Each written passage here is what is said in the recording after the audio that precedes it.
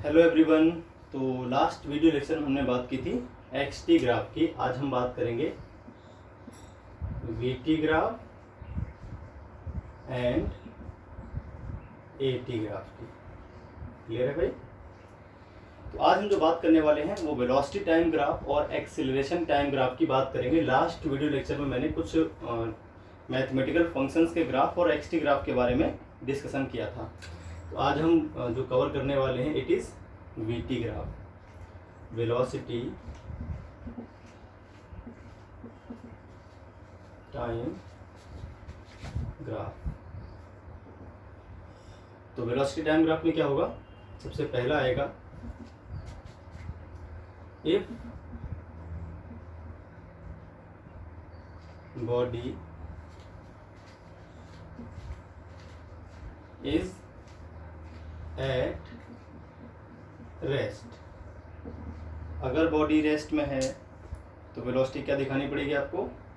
Zero.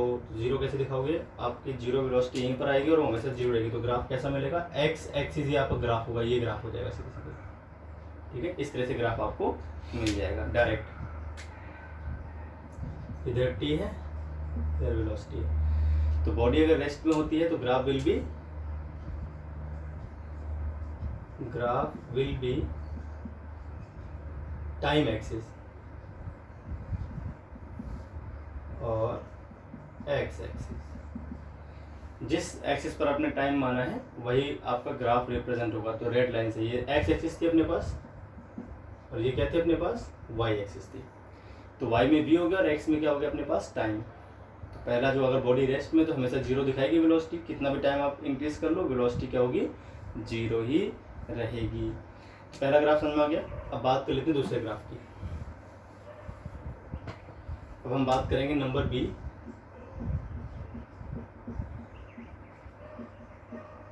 Uniform velocity. अगर velocity change नहीं हो रही है, वेलोसिटी आपकी फिक्स है, तो वेलोसिटी अगर फिक्स्ड है तो ग्राफ कैसा मिलेगा भाई? इस तरह से मिलेगा। इधर आ जाएगा आपका वेलोसिटी, इधर आ जाएगा आपका टाइम। आप याद रखें एक्स-टी ग्राफ अगर था तो एक्स-टी ग्राफ में जो ये ग्राफ हमारा जो ऐसा ग्राफ सेम ग्राफ था एक्स-टी में, पोजीशन टाइम ग्राफ में भी हमें एक ऐसा ग्राफ मिला था। वो रिप्रेजेंट कर रहा था बॉडी इज एट रेस्ट, जबकि ये रिप्रेजेंट कर रहा है यूनिफॉर्म वेलोसिटी को। दोनों में फ़र्क है। तो अगर वेलोसिटी टाइम ग्राफ होगा तो ग्राफ आपको एक्स एक्सिस के पैरेलल मिलता है तो हम क्या बोलते हैं? Body is moving with uniform velocity. Uniform velocity से बॉडी मूव कर रही है जब ग्राफ आपको मिलता है टाइम एक्सिस के पैरेलल। क्लियर है? तो ये यूनिफॉर्म वेलोसिटी ग्राफ हो गया। अब नंबर थर्ड की बात कर लेते हैं। तो नंबर थर्ड में क्या है अपने पास? वेलोसिटी टाइम ग्राफ ही चल रहा है। ठीक है, नंबर थर्ड जो ग्राफ आएगा इसका वो आ जाएगा यूनिफॉर्म एक्सीलरेशन। ठीक है, यूनिफॉर्म एक्सीलरेशन। ठीक है, uniform accelerated, uniform accelerated motion अगर होता है आपका यूनिफॉर्म स्पीड से नहीं, स्पीड उसकी बदल रही है और इस तरह से बदल रही है कि rate of change of velocity क्या है? कांस्टेंट है। Rate of change of velocity is constant. Rate of change of velocity अगर आपका कांस्टेंट है इसका मतलब क्या होता है भैया? A. Rate of change of velocity को बोलते हैं डीवी बाई डी टी और ये किसके इक्वल होता है? ए के। इसका मतलब ये क्या है भाई? कांस्टेंट है। कहने का मतलब ये है कि पर सेकेंड जो वेलोसिटी इंक्रीज होती है वो कांस्टेंट है। अगर आपकी हर second speed 10 metre per second बढ़ती हो, for each 1 second time interval velocity increases by 10 metre per second, तो हम बोलेंगे क्या है? कांस्टेंट एक्सेलरेशन और कितना है? 10 हो जाएगा। एक्सेलरेशन क्या आ जाएगा आपका? 10 आ जाएगा सीधे सीधे। तो हर सेकेंड आपकी स्पीड क्या होनी चाहिए, सेम इंक्रीज होनी चाहिए, तो हम बोलते हैं कांस्टेंट एक्सेलरेशन। अब ग्राफ कैसा बनता है इसका, एक बार ये आप देख लें। ये हो गई भाई आपकी वेलोसिटी, इधर हो गया आपका टाइम। तो अब जो हमें ग्राफ मिलेगा वो ऐसा मिलेगा, ठीक है। या फिर हमें ऐसा भी मिल सकता है ग्राफ, जरूरी नहीं है कि स्टार्टिंग में जो वेलोसिटी थी वो जीरो ही होती, ऐसा भी मिल सकता है ग्राफ। क्लियर है। अगर आपकी initial velocity, initially time t बराबर 0 पे अगर वेलोसिटी 0 थी तो ये ग्राफ मिलेगा। अगर t = 0 पर वेलोसिटी जो थी वो मान लेते हैं u, यहाँ पर u हो जाएगी वेलोसिटी, तो ग्राफ आपको ऐसा मिलेगा, है ना। इनिशियली उसकी वेलोसिटी 0 नहीं थी तो ऐसा मिलेगा। हम मिलेगा दोनों ही केस में वो एक स्ट्रेट लाइन x एक्सिस से कोई एंगल बनाता हुआ, ठीक है भाई। एट t = 0 जो वेलोसिटी थी, अगर वो इनिशियल वेलोसिटी आपकी u थी तो ग्राफ ऐसा मिलेगा। इनिशियल वेलोसिटी अगर 0 थी तो ग्राफ आपको ओरिजिन से स्टार्ट होता हुआ मिलेगा। अब इन दोनों ही केस में यहाँ पर एक थीटा एंगल बनता है, यहाँ पर भी अगर हम देखें एक एक्स एक्सिस के पैरेलल से अगर हम देखें तो थीटा एंगल बन जाएगा। इसको और पीछे ला सकते हैं, वहाँ पर थीटा बना लेते हैं। तो इन दोनों ही केसेस में स्लोप जो आएगी, स्लोप क्या आएगी भाई, tan थीटा। अब स्लोप क्या होता है कि देखिए इस तरफ तो क्या मेजर हो रहा है, y एक्सिस पे मेजर हो रहा है वेलोसिटी, जबकि यहाँ पर x एक्सिस पर टाइम हो रहा है मेजर। तो tan थीटा क्या आ जाएगा भाई, dv/dt। बोलिए आएगा नहीं आएगा। tan थीटा क्या होता है, स्लोप होती है dy/dx। अगर y और x ग्राफ को देखें तो dy/dx क्या होती है, स्लोप। ये हम पीछे पढ़ चुके हैं, जब हमने डिफरेंशिएशन पढ़ा था तो हमने कहा था स्लोप क्या होती है, dy/dx। अब dy y पे क्या मेजर हो रहा है v, तो dv हो जाएगा y के प्लेस पे, और x एक्सिस पर क्या हो रहा है टाइम, तो dx के प्लेस पे dt हो जाएगा। अब dv/dt क्या होता है, तो आपके पास जो फॉर्मूला आ जाएगा स्लोप का वो आ जाएगा acceleration. Slope will be equal to acceleration. तो ध्यान रहे अगर यूनिफॉर्म एक्सेलरेटेड मोशन है तो उस केस में जो स्लोप होती है वीटी ग्राफ की, वीटी ग्राफ की जो स्लोप होती है वो क्या बताती है, एक्सेलरेशन को। ध्यान रहे आपको, slope of VT graph is equal to acceleration of that motion.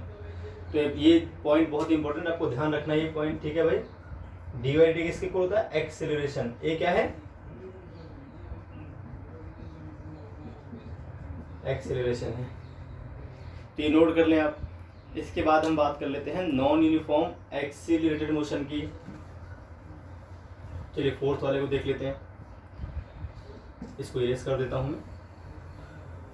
Increasing acceleration पढ़ लेते हैं, फिर डिक्रीजिंग एक्सीलरेशन पढ़ लेंगे। इंक्रीजिंग एक्सीलरेशन, अगर आपका एक्सीलरेशन इंक्रीज होगा तो वीटी ग्राफ कैसा बनेगा, इधर आपका v हो गया, इधर आपका सारे वीटी ग्राफ ये, ठीक है। आप हेडिंग डाल देंगे मेन तो वीटी ग्राफ, उसके बाद ये बनाते हुए चलेंगे 1 2 3 4 डालते हुए, ठीक है।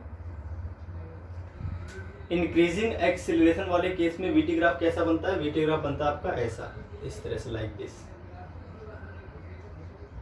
ठीक है, ऐसा बनता है। अब इसमें क्या है, आप यहाँ पर एक पॉइंट ले लीजिए, आप एक पॉइंट यहाँ पर ले लीजिए, तो आपको देखिए यहाँ पर तो जो टेंजेंट मिलेगी वो कैसी मिलेगी, टेंजेंट यहाँ तो मिलेगी आपको ऐसी, जबकि यहाँ मिलेगी आपको इस तरह से टच करते हुए, है ना।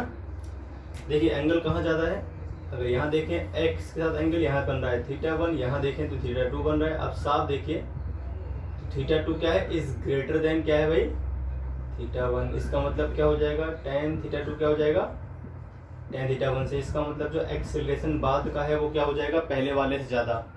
तो देखिए बाद में एक्सेलरेशन ज़्यादा और पहले एक्सेलरेशन कम था, इसका मतलब क्या है, इंक्रीजिंग एक्सेलरेशन है। ये ग्राफ आप बना लें, इसको बोलेंगे इंक्रीजिंग एक्सेलरेशन ग्राफ। चलिए अब बात कर लेते हैं डिक्रीजिंग एक्सेलरेशन ग्राफ की, है ना। वीटी ग्राफ में डिक्रीजिंग एक्सेलरेशन, तो डिक्रीजिंग एक्सेलरेशन कैसा बनेगा, वो ग्राफ आपका बनेगा कुछ इस तरह से, इस तरह से, ठीक है। क्यों, ये हो गया आपका v हो गया, यहाँ हो गया आपके पास t। आप एक पॉइंट यहाँ पर ले लीजिए और एक पॉइंट यहाँ पर ले लीजिए और देखते हैं किसकी स्लोप ज़्यादा आ रही है। देखिए एक तो ऐसा और एक ऐसा, है ना। अगर यहाँ पर देखें एंगल तो यहाँ पर बनेगा θ1, यहाँ पर देखें एंगल तो बनेगा θ2। आपको साफ दिख रहा होगा θ2 क्या है, छोटा है किससे, θ2 से, तो tan θ2 क्या हो जाएगा, छोटा किससे हो जाएगा, इतना आप आगे बढ़ोगे उतना एंगल क्या होता जाएगा, छोटा होता जाएगा। यहाँ एंगल देखिए बड़ा दिख रहा है, यहाँ पर छोटा हो गया है। यहाँ पर A2 क्या आएगा भाई, छोटा आएगा A1 से। जो बाद का एक्सेलरेशन है वो पहले के एक्सेलरेशन से कम है, इसका मतलब डिक्रीज हो रहा है एक्सेलरेशन, तो इधर है डिक्रीजिंग एक्सेलरेशन। क्लियर होगी बात, ये हो गया आपका डिक्रीजिंग एक्सेलरेशन। ठीक है। अब एक और बात आपको ध्यान रखनी है इस VT ग्राफ में, area of VT graph gives displacement, ठीक है, एंड डिस्टेंस कवर। क्लियर है भाई। जो VT ग्राफ का एरिया होता है वो क्या देता है, डिस्प्लेसमेंट और distance. Area of VT graph gives displacement and distance. अच्छा, area of VT graph with time axis, ये ध्यान रखना है आपको टाइम एक्सिस के साथ जो एरिया कवर होगा वो होगा आपका डिस्प्लेसमेंट या डिस्टेंस। जैसे अगर हम एग्जांपल के लिए देखें, आपने मान लीजिए यहाँ पर एक, इधर हो गया आपके पास वेलोसिटी, इधर हो गया आपके पास टाइम। क्लियर है भाई। अब आपका जो वेलोसिटी टाइम ग्राफ है, मान लीजिए आपको ग्राफ बना कुछ इस तरह से, ऐसा फिर ऐसा और फिर ऐसा। वेलोसिटी कम भी हो सकती है, अपोजिट डायरेक्शन में भी आ सकती है ना। वेलोसिटी कांस्टेंट होगी, उसके बाद आपका ऐसा हो गया, इस तरह से ग्राफ आपको मिला है ना। तब एरिया क्या आएगा वो देखें पहले आप। इसमें क्या है, आपको तुरंत एक स्टार्टिंग वाले पॉइंट को x से मिलाना और बाद वाले पॉइंट को भी क्या मिलाना है, आपको x से मिला देना है। चलिए इसको मान लेते हैं नीचे तक आ गया ग्राफ, 0 हो गई फाइनल वेलोसिटी आपकी, वापस से ऐसे मान लेते हैं ना क्लियरली, और बात समझ में आ जाएगी अपने को। ऐसा तो ग्राफ जो बनेगा x एक्सिस के साथ, ये एरिया दिख रहा है आपको, ये एरिया जो मैंने सेट कर दिया, ये एरिया, ये क्या बताएगा आपको, डिस्टेंस या डिस्प्लेसमेंट। आप इसको नोट कर लें, area of velocity time graph with time axis gives displacement and distance covered. इस पे एक क्वेश्चन हम लगे हाथ अभी कभी कर लेते हैं वेलोसिटी टाइम ग्राफ पे। एक तो डिस्टेंस के लिए कर लेते हैं और एक कर लेते हैं उसकी एक्सेलरेशन के लिए। तो पहला क्वेश्चन कर लेते हैं एक्सेलरेशन के लिए। मान लीजिए आपके पास ये हो गया v, ये हो गया t। क्लियर है भाई। तो एक आपके पास ये हो गया और एक आपके पास ये हो गया। ये फर्स्ट पार्टिकल है और ये सेकंड पार्टिकल है। एक का एंगल θ1 है और एक का एंगल θ2 है। तो एक्सेलरेशन ज़्यादा किसका है, या इंक्रीजिंग रेट जो है वेलोसिटी की वो ज़्यादा किसकी है। तो साफ दिख रहा है θ2 क्या है, इज ग्रेटर देन θ1 है। तो tan θ2 क्या होगा भाई, tan θ1 से बड़ा हो, क्योंकि जब एंगल बड़ा होता है तो टेंजेंट की वैल्यू भी बड़ी आती है। तो यहाँ से जो एक्सेलरेशन है सेकेंड पार्टिकल का वो ज़्यादा है किससे, फर्स्ट पार्टिकल से। तो इसका मतलब जो सेकेंड पार्टिकल का जो एक्सेलरेशन है वो फर्स्ट पार्टिकल से ज़्यादा है। सेकेंड पार्टिकल की जो वेलोसिटी है वो तेज़ी से इंक्रीज कर रही है, फर्स्ट पार्टिकल की थोड़ा स्लोली इंक्रीज कर रही है। इंक्रीज दोनों की ही कर रही है, ठीक है भाई। तो ये अपने पास हो गया स्लोप के लिए। अब हम दूसरा देखते हैं डिस्टेंस या डिस्प्लेसमेंट कवर्ड के लिए। तो इसका एग्जांपल हम लेते हैं अभी का भी। एक आपके पास मान लीजिए ग्राफ इधर लिखा हुआ है v, इधर लिखा हुआ है t। चलिए तो हम स्टार्ट कर लेते हैं। इसमें क्या है, अपने पास एक पार्टिकल था वो इधर गया, ठीक है, फिर ऐसा हुआ, फिर ग्राफ उसका ऐसा, ये ग्राफ बना है अपने पास, है ना। यहाँ पर जो सामने है स्पीड वो 10 मीटर पर सेकेंड है, ठीक है भाई।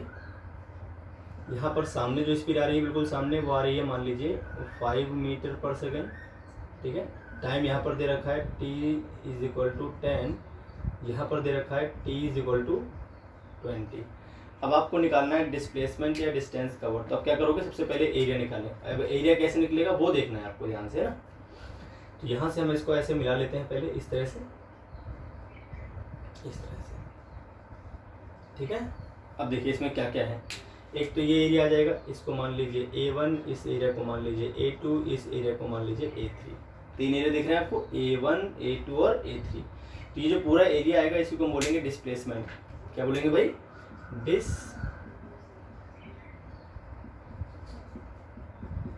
अब डिस्प्लेसमेंट क्या आएगा वो ध्यान से देखिए आप। अब डिस्प्लेसमेंट इसमें आ जाएगा आपका पहले a1 plus a2 plus a3। अब एरिया क्या है, पहला जो एरिया है वो ट्रायंगल का है, तो हाफ इंटू बेस। अब बेस भी आएगा इसका, यहाँ पर भी आपको टाइम देना पड़ेगा इस जगह पे। यहाँ पर टाइम मान लेते हैं 5 सेकेंड, t इक्वल टू, फिर यहाँ पर 10 है, वहाँ पर 20 है ना। तो देखिए जो पहला एरिया है a1 वो हाफ इंटू बेस, देखिए कितना है इसका बेस, ये 5 तो आएगा भाई, यहाँ पे 0 यहाँ पर 5 है, तो जो इनका अंतर आएगा वो कितना आ जाएगा 5। तो बेस क्या है इसका 5। अब देखिए इसकी हाइट क्या है, हाइट कितनी है भाई इसकी 10, तो हाइट हो जाएगी 10। इस तरह से ट्रायंगल बन रहा है आपका। यहाँ पे लिखा हुआ है 0, यहाँ पे लिखा हुआ है 5, तो ये आ गया 5, जहाँ पे 0 यहाँ पे 10 लिखा हुआ है, तो ये आ गई 10। इस तरह से तो पहला ट्रायंगल है एरिया a1। तो half into base into height से, half into base into height से, ये आ गया आपके पास प्लस a2। देखिए तो a2 क्या बन रहा है, a2 बन रहा है ट्रिपेजियम, इसे बन रही है ना a2 की ऐसी। फॉर्मूला क्या होता है इसका, half sum of parallel sides multiply distance between them. ठीक है, sum of parallel sides multiply distance between them. ठीक है, डिस्टेंस बिटवीन देम। तो अब देखें कैसे आएगा इसका आंसर। तो इसका आंसर क्या आ जाएगा, अब देखिए एक तो साइड इसकी ये है जो कि 10 है, और दूसरी साइड 5 है। ये साइड क्या है इसकी 5, दोनों पैरेलल साइड्स थी। इनके बीच जो डिस्टेंस है वो ये है, वो कितनी है, यहाँ पे लिखा हुआ है 5, यहाँ पे 10, तो ये आ जाएगा 5। देखिए ये तो लिखा हुआ है 5, ये लिखा हुआ है 10, तो ये अंतर क्या आ जाएगा 5 आ जाएगा। तो half into sum of parallel side, तो 10 प्लस 5 और मल्टीप्लाई 5। तीसरा जो एरिया है वो तो बन रहा है रेक्टेंगल, ये हो गया 5 और ये हो गया 10, तो बेस 10 है इसका और ये हो गया 5। लेंथ ऑफ ब्रिज दोनों 5 और मल्टीप्लाई 10, यहाँ पे बीच में प्लस आ जाएगा ऐसा। 25 प्लस 75/2 प्लस 50। ऐसे लेके आप सॉल्व कर सकते हो अपने आप, इसे सॉल्व कर लें आंसर आ जाएगा आपका। तो 50 प्लस 75 प्लस 100 अपॉन में क्या आ जाएगा आपके पास 2, तो ये आ गया आपका 5 225/2। तो 225/2 मीटर आपका डिस्प्लेसमेंट आ जाएगा इस केस में। तो इस तरह से हम सॉल्व करते हैं ऐसे क्वेश्चन। ठीक है, तो वीटी ग्राफ सारे मैंने कवर कर लिए। अब हम बात कर लेते हैं एटी ग्राफ की फटाफट, फिर हम ग्राफिकल न्यूमेरिकल भी देख लेंगे।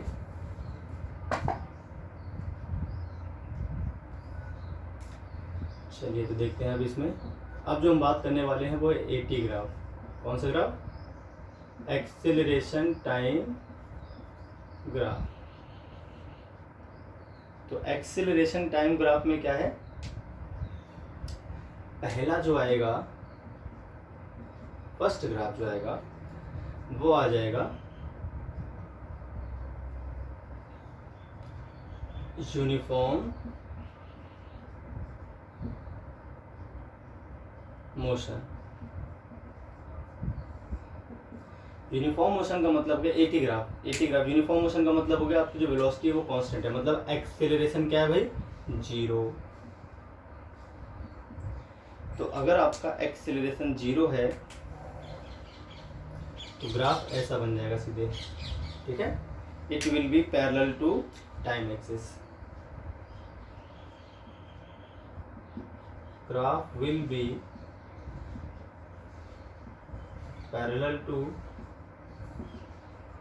Time axis.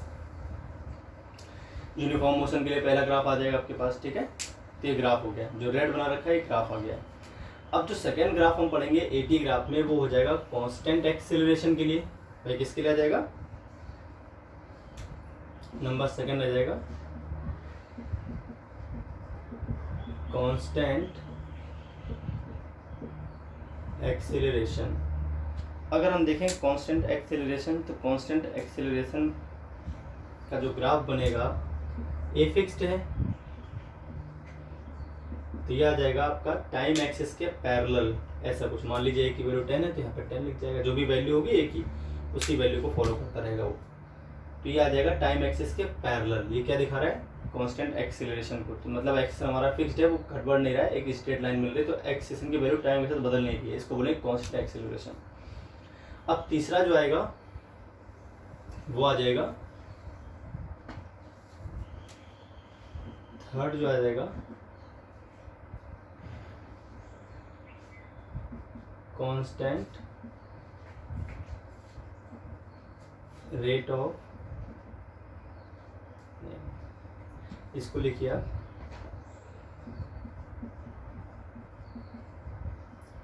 Variable acceleration. ठीक है, वेरिएबल एक्सेलरेशन। इसमें दो केस आएंगे, rate of change of acceleration, rate of change of acceleration को एस लिख दिया, इज कांस्टेंट। तो D A upon D T क्या आ जाएगा? कांस्टेंट आ जाएगा। D A upon D T क्या आ जाए भाई? कांस्टेंट आ जाए। तो ग्राफ कैसा बनेगा? यानी जो एक्सेलरेशन है वो इंक्रीज कर रहा है इस तरह से, तो एक स्ट्रेट लाइन मिलेगी हमें, है ना? क्या मिलेगी? स्ट्रेट लाइन मिलेगी। एक्सेलरेशन हो गया और ये हो गया आपका time.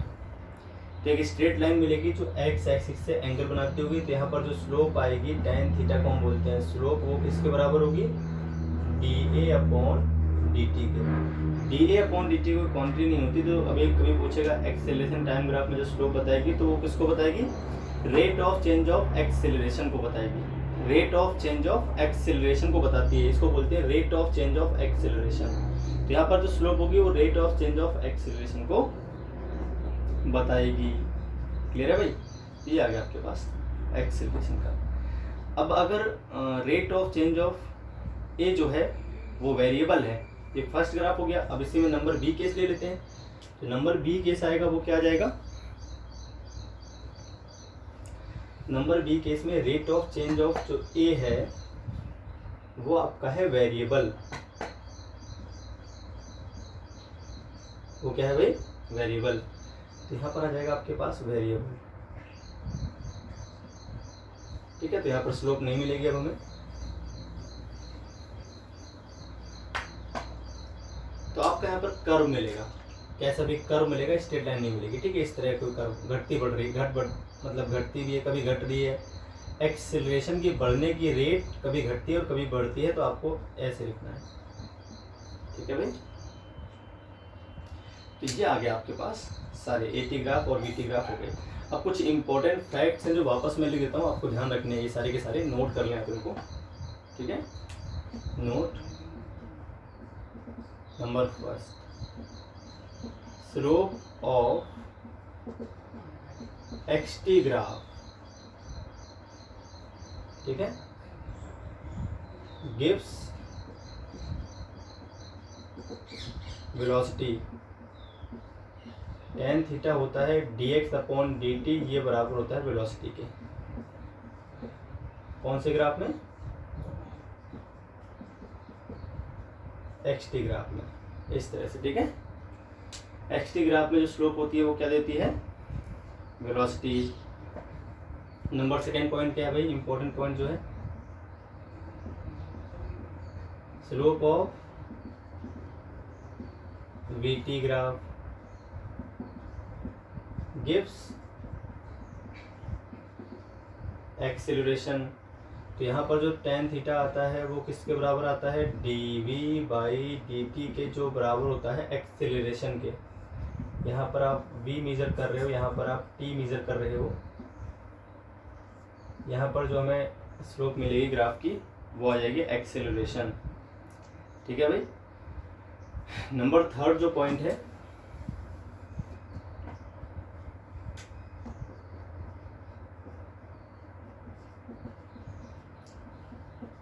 Area covered by VT graph with time axis gives displacement and distance। ठीक है भाई, यहाँ पर जो डिस्प्लेसमेंट है S बराबर क्या होता है, area of PT graph with time axis. Figure आपके सामने बनाता हूँ एक बार, ये V हो गया, ये T हो गया मान लीजिए। ठीक है भाई, यहाँ पर आपके पास इस तरह से मान लीजिए ग्राफ मिला आपको, ऐसा इस तरह से ग्राफ मिलता है। ठीक है, इस तरह से ग्राफ मिल गया आपको। तो जो ये कलर कर दिया मैंने, इसको बोलेंगे एरिया ए। ये आपका आंसर हो जाएगा, टाइम एक्सिस के साथ जो एरिया आएगा वही आपका आंसर हो जाएगा। लास्ट अगर हम बात कर ले एक्सेलरेशन के स्लोप की,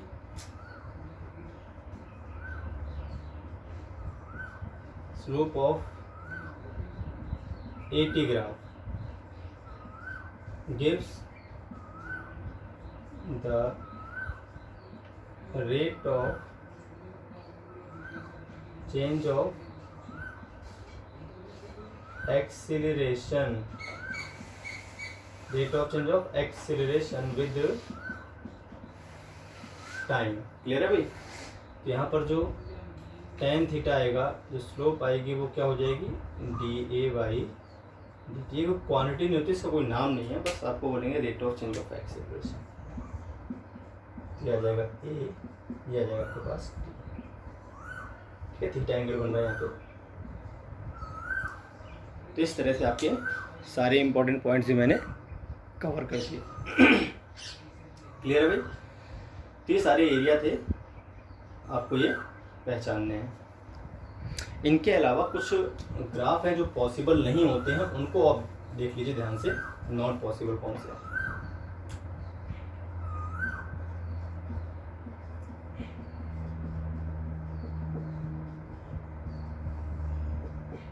ग्राफ्स नॉट पॉसिबल। तो जो ग्राफ पॉसिबल नहीं है वो देखना है कौन सा ग्राफ ऐसा है जो पॉसिबल नहीं है। तो हम पहले की बात कर लेते हैं। मान लीजिए आपके पास कोई इस तरह ग्राफ है, ये आपका कौन सा ग्राफ है भाई, ये आपका हो गया मान लीजिए x, इधर हो गया आपके पास टाइम। तो आपके पास एक ग्राफ ऐसा है, ये कौन सा ग्राफ है भाई, ये XT ग्राफ है। अब XT ग्राफ में देखिए क्या प्रॉब्लम आ गई है, ये क्यों पॉसिबल नहीं है। अगर हम देखें, यहाँ से एक लाइन ड्रॉ करें इस जगह पर ऐसी, तो यहाँ पर एक पोजीशन आएगी जिसको हम बोलेंगे X2, ठीक है। यहाँ पर एक पोजीशन आएगी जिसको हम बोलेंगे X1, जबकि टाइम क्या है, दोनों के लिए सेम। अभी ग्राफ क्या रिप्रेजेंट करता है, इस तरह से कोई ग्राफ था हमारे पास, ठीक है। This graph shows two positions at the same instant, which is not possible. इसलिए ग्राफ भी पॉसिबल नहीं है। ऐसा ग्राफ अगर आप बना मिल जाए तो गलत है, वो ग्राफ पॉसिबल ही नहीं है, ऐसा ग्राफ बनता ही नहीं है। क्यों नहीं बनता, क्योंकि भाई एक इंस्टेंट टी पर इसकी दो पोजीशन आएंगी, मतलब एक ही ऑब्जेक्ट एक ही टाइम पर दो जगह, ऐसा तो पॉसिबल ही नहीं है, तो गलत हो जाएगा ग्राफ, ठीक है। सेकेंड ग्राफ जो पॉसिबल नहीं है वो भी देख लें आप एक बार। सेकेंड ग्राफ कौन सा पॉसिबल नहीं है, अगर यहाँ पे लिखा हो भाई आपका स्पीड लिखा हो, इस जगह पे क्या लिखा हो, स्पीड। यहाँ क्या लिखा हो भाई, यहाँ लिखा हो टाइम, यहाँ लिखा हो स्पीड, और यहाँ क्या लिखा हो टाइम। और ग्राफ आपका इस तरह से आ जाए, ये ग्राफ आ जाए ऐसा, तो क्यों पॉसिबल नहीं है, क्योंकि क्या दिखाता है यहाँ पर स्पीड क्या है, नेगेटिव ना। This graph shows that speed of object is negative for some instants which is not possible. तो स्पीड कभी निगेटिव नहीं हो सकती, तो ये ग्राफ भी क्या है भाई, पॉसिबल नहीं है। ठीक है, ये ग्राफ भी आपका पॉसिबल नहीं है। ऐसा ग्राफ अगर आपको मिलता है तो गलत हो जाएगा वो ग्राफ, ऐसा ग्राफ नहीं मिल सकता। क्लियर है भाई? और सुनिए नंबर 3 और कौन सा ग्राफ पॉसिबल नहीं है। यहाँ आपका लिखा हो डिस्टेंस,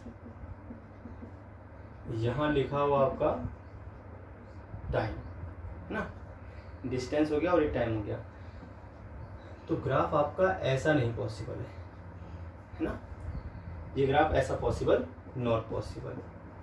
क्यों? इसका रीजन देखिए, इसमें क्या दिखा रहा है कि एक इंस्टेंट के बाद डिस्टेंस कम होने लगे। डिस्टेंस अगर कोई मूविंग ऑब्जेक्ट है तो हमेशा इंक्रीज होती है, कभी भी डिस्टेंस डिक्रीज नहीं हो सकती। मान लीजिए डिस्टेंस आपने 10 कवर कर लिया और आप और चलते तो आप 15 कवर करोगे, 20 कवर करोगे, 5 कवर नहीं होगी, वापस 10 से 5 हो जाए, ऐसा पॉसिबल नहीं है। Because distance never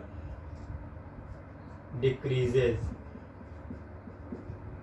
for a moving object. तो किसी मूविंग ऑब्जेक्ट के लिए डिस्टेंस कभी डिक्रीज नहीं हो सकती, इसलिए ये ग्राफ भी पॉसिबल नहीं है। तो आपको मैंने सारे ग्राफ बता दिए जो पॉसिबल हैं और जो पॉसिबल नहीं है। AT, VT, XT और कुछ मैथमेटिकल फंक्शंस के भी ग्राफ हमने कवर कर लिए। अब हम इन पर न्यूमेरिकल्स नेक्स्ट वीडियो लेक्चर में कवर करेंगे। आज के लिए इतना ही।